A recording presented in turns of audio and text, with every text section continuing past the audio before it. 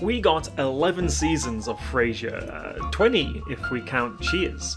That's 20 years of the sophisticated, prissy, egotist radio psychiatrist who helps everyone but isn't able to help himself. That's quite the run, nothing to sneeze at. And it's a bit of an accepted fact that sitcoms tend not to end on their strongest foot.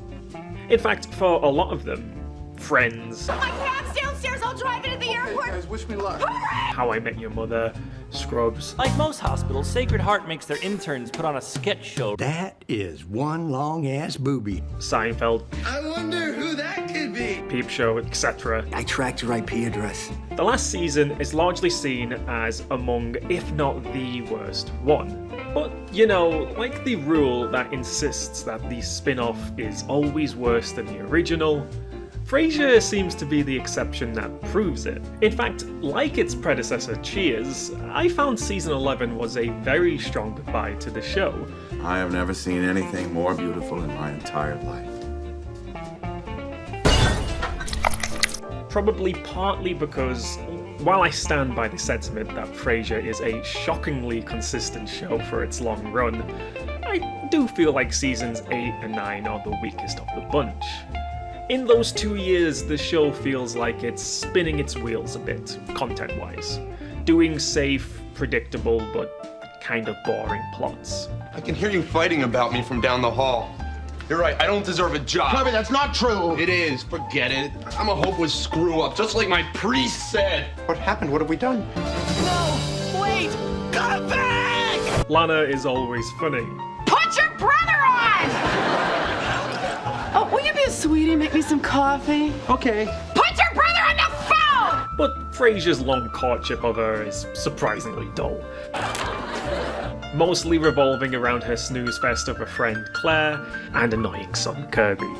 Fan favourite Martin isn't given much to do, and his big plot of becoming a security guard is pretty unexciting, including a memorably droll affair where he's bullied at work. But it's Niles and Daphne who get the shortest end of the stick. I feel like the showrunners didn't quite know what to do with them once they finally put them together. And honestly, a lot of their early couple plots are downers. Daphne feeling neglected, Niles dealing with Mel, and then Daphne's therapist, and of course, Mother Moon. We've decided to start trying to get pregnant. Oh, well, I'm glad you think you can. Who is played great by Millicent Martin, but is definitely overexposed and just tiresome after a while. As a side note, when I first watched the show on the totally legitimate streaming service I was using, they mixed up the episodes, and I tuned into episode 3 with this opening scene. It's official. Dr. Lee says we're pregnant. Now, I'm not really upset at spoilers for a sitcom, but, you know, that one was a doozy. Oh, come on, God. Don't do me like this, God. And before you comment it, yeah, it's not all bad, of course. It's just weaker. You can see why the showrunners decided the finish line was on the horizon. Though I do need to point out one important exception. The season 9 opener, Don Juan in Hell, is one of my favourites, and very relevant to what I'm about to talk about in season 11. This double bill is essentially conceptualising something that had been present in the show since season 1. What the hell is wrong with Frasier Crane? Niles, Niles! Stop it! We're psychiatrists, not pugilists! I'm the baddest motherfucker on the planet.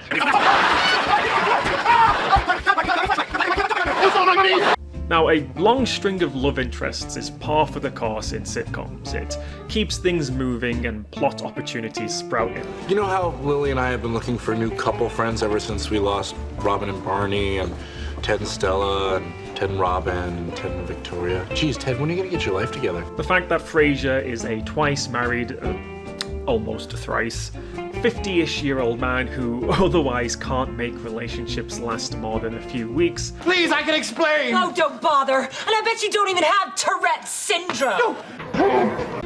Isn't something you're meant to think about, until the show tells you to. Fear of rejection? That's right. So I'm alone? Because I'm afraid to be alone? From this double bill, Frasier's intimacy issues become his arc for the rest of the show. His tendency to self-sabotage is very funny, and not a stretch to say basically the crutch of the entire show. But unlike, say, Seinfeld, who gleefully revels in his habit of dumping women over nothing. She's picking me up in a few minutes. How long have you two been together? I don't know. It's the last one.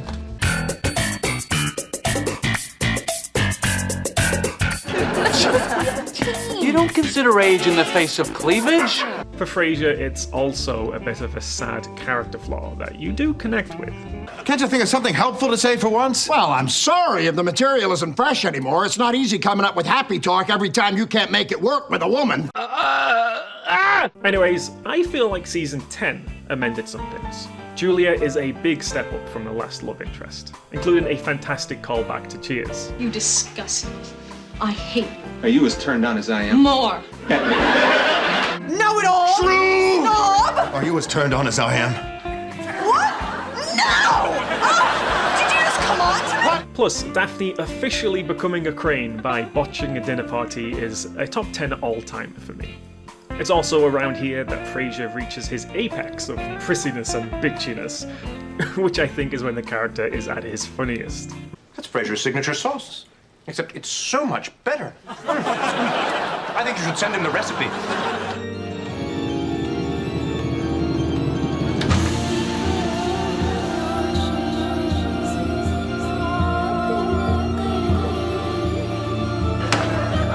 Your sauce is better than mine. Still, there are some lingering problems from 8 and 9. Daphne's dinner party is great, but her and Niles are still not given much to do.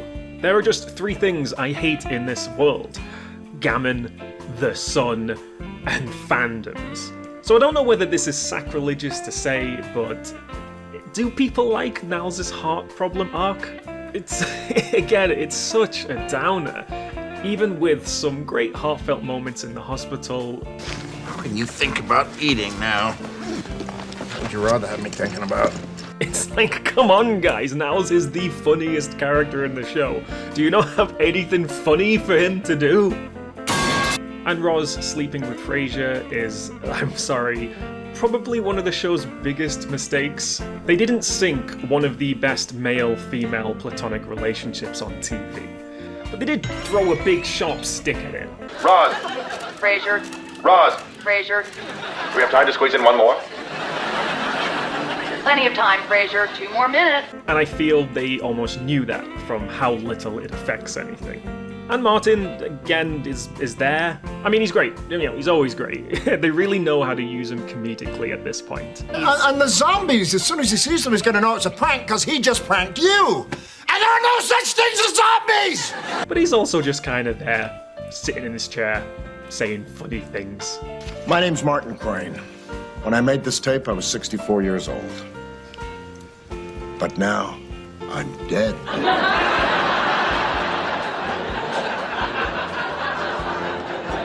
Trapped in a box underground.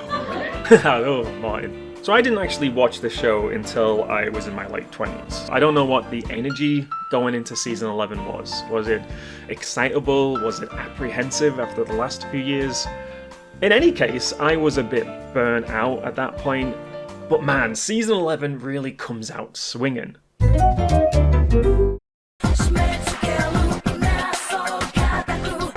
Frasier! Save me from that. Destiny! How you feel. Seizing me now. You made me drink this. It really feels like they were listening to what the complaints were to give us a great final season. Now, I don't think Mrs. Moon needed to be cut out entirely from the show, but I'm also not complaining that she has basically no screen time. Niles and Dials. Likewise, Niles and Daphne getting pregnant is a great balance of giving them something to do while it also being a positive arc that allows for a lot of comedy. And Frasier himself is probably at his peak here, with just an endless string of farcical botched romances. Dad, that sounds serious. You stay put. I'll be right there. Ow, that's loud. Oh, Doc, what are you doing? They boot Julia quick, and in a great little episode where she's so unlikable, the family considers letting her choke to death.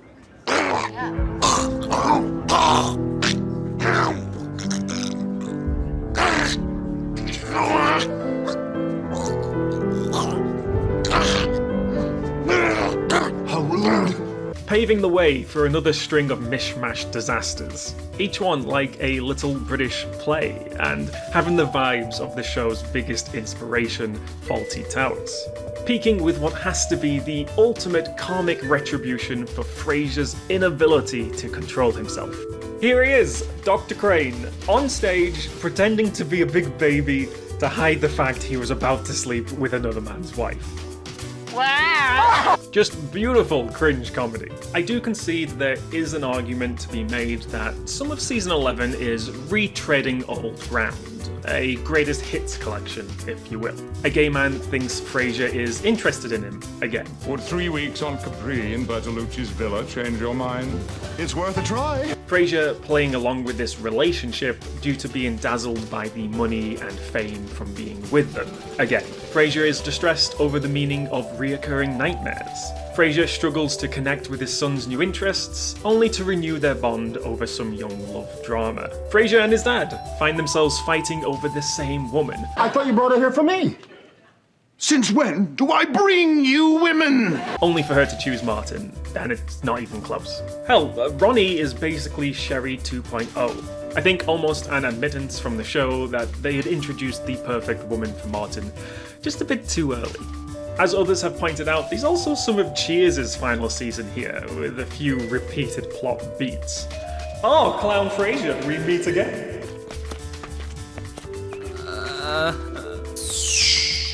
But you know what? Fine.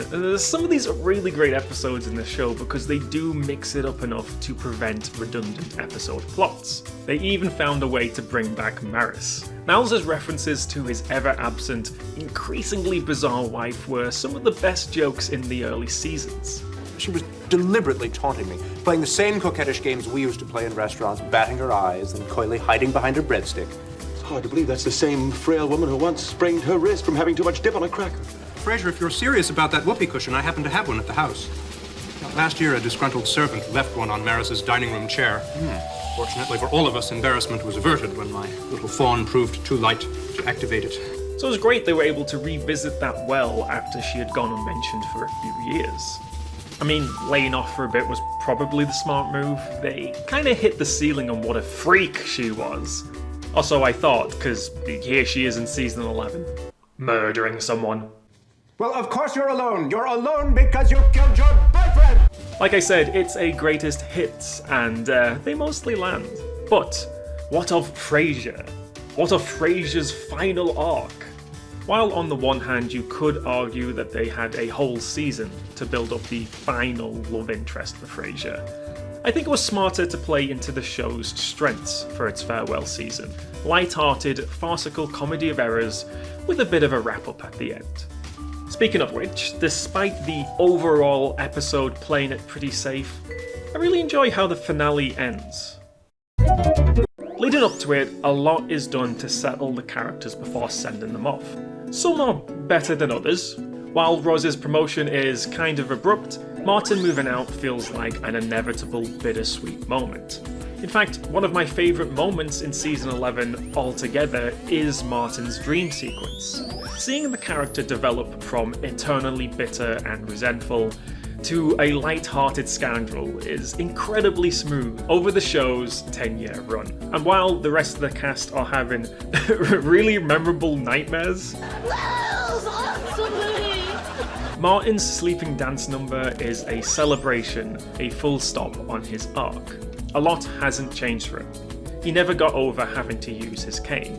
His career is still in the gutter, And of course, Hester ain't coming back. Hester. We're your friend. I have a gun. I'll kill you. But the stuff that matters, his relationship with his sons, his outlook on life, that has changed. And it's in turn changed him into a very lovable character. And again, it's great seeing Niles and Daphne have fun plots where they're just happy being together and looking forward to having a kid, getting into hijinks as they build towards it. Mother of God, just kill me!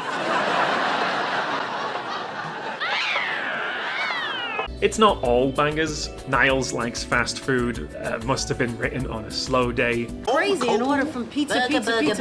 Niles and Daphne are incredibly important to the show. A lot of people were watching just for their ongoing romance. In fact, the idea of doing the show without them is just crazy. So it's great they get a solid season. That's a massive improvement of what they had been doing. Frasier. Hi, Dad. Hi, Niles. Hello, Daphne. Hello.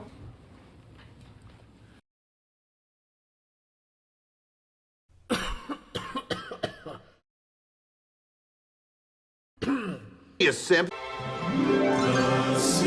But while everyone around him is going off to their final chapter, the show capitalizes on the fact that Frasier is kinda in the same place he's always been. God, you haven't changed a bit. You're even wearing the same jacket. It's hardly the same. I've had it relined. Again, quite standard for a sitcom lead, but notably sad when considered. He isn't a young bachelor anymore, if he ever was. And the support network he had built for himself is diluting in a very realistic way. I think the point of Final Girl Charlotte isn't that she's finally the perfect woman for Frasier, though they do connect well on some important levels. Oh, what a crappy day. It's this idea the show had toyed with, or whether it's worth pushing on, to keep trying to improve oneself and take risks despite the failures of the past. Hell, one could even argue that's the entire basis for the field of psychology. The allure of a cat and a fantastic 9-vegetable winter soup is always there.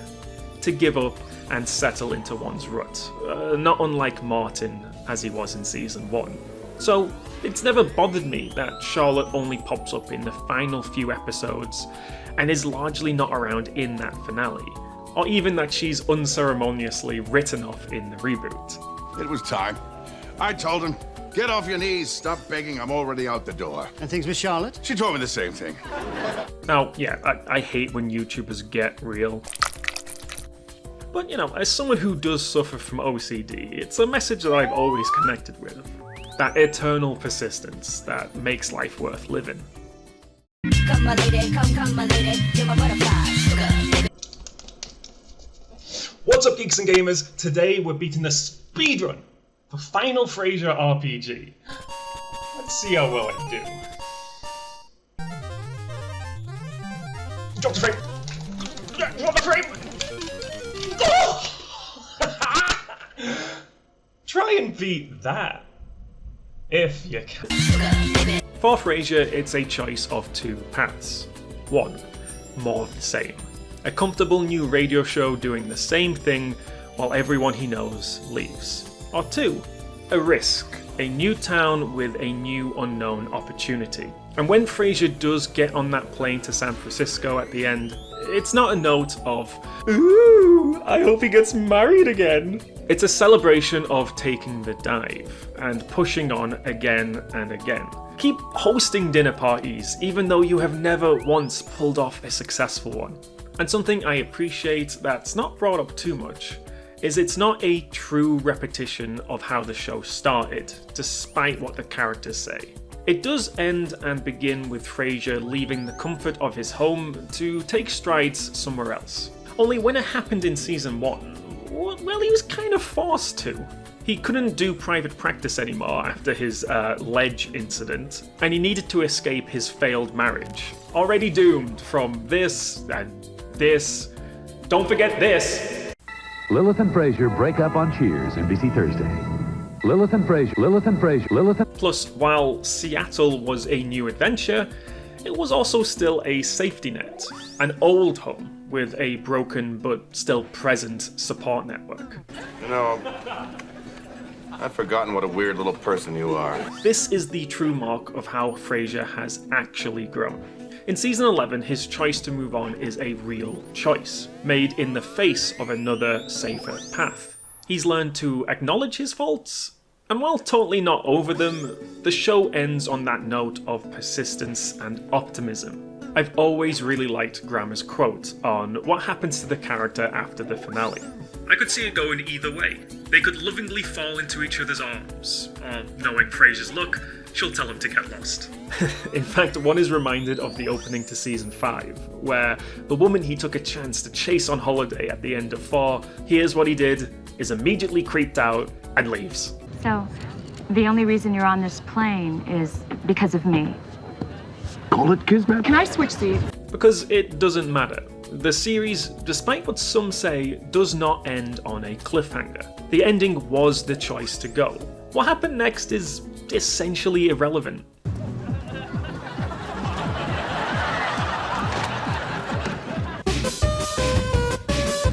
Speaking of which, the proverbial elephant in the room. I've only peeked at a few episodes of the reboot. It was okay. Didn't really grab me. That's pretty much what I figured. Honestly, any continuation of any show after so long, and with so many different people behind the scenes, it just can't click for me as the same thing. I can never really accept it as canon. I'm sorry, Dragon Ball Super, I know some people dig you, but it's all fanfiction to me. The only one I was concerned about was bringing back, hands down, the funniest female lead in any sitcom ever, Dr. Lillith Sternin. Congratulations, Frasier, you've done it again.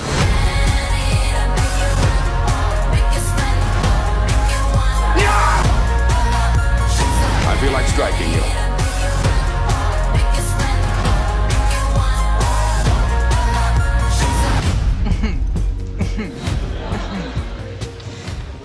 Thank you, Diane. It's been a long time since I've had such a good laugh. Frasier's Ice Queen of an Ex appeared every single season of the original show. And like the other characters, got a really nice send-off in season 11. Nothing fancy, just a small romp where the two characters get to acknowledge the connection they share. With one hand, the past moves us forward, and with the other, it holds us back. That while their marriage failed, it's very sweet. And while they were a nightmare together, while there would be no Frasier TV show if they stuck together, it does make you a little sad that these kids couldn't make it work. And at least in the reboot, they got that right. You know, put it on the list with Nicholas Lyndhurst as the two things they actually did quite well. We weren't tearing each other's heads off, we were tearing each other's clothes off. Oh dear. How are my hands? Cold as the Rockies. Niles gotta have it! For the original, outside a few hiccups, what an incredibly solid run and finish. I almost feel that's why the show lasted that extra year. 11 seasons over 10 is a bit of an odd number.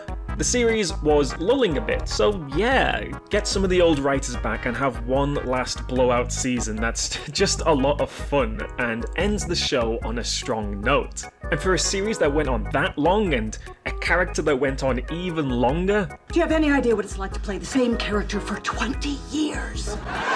I think that's an incredible achievement and definitely makes it stand out from its peers. But, you know, what do you think? That's just my salad eggs. Until next time, slopheads. This record is in honor of George Floyd, and I really hope we can see more unity and more peace when already things are so difficult.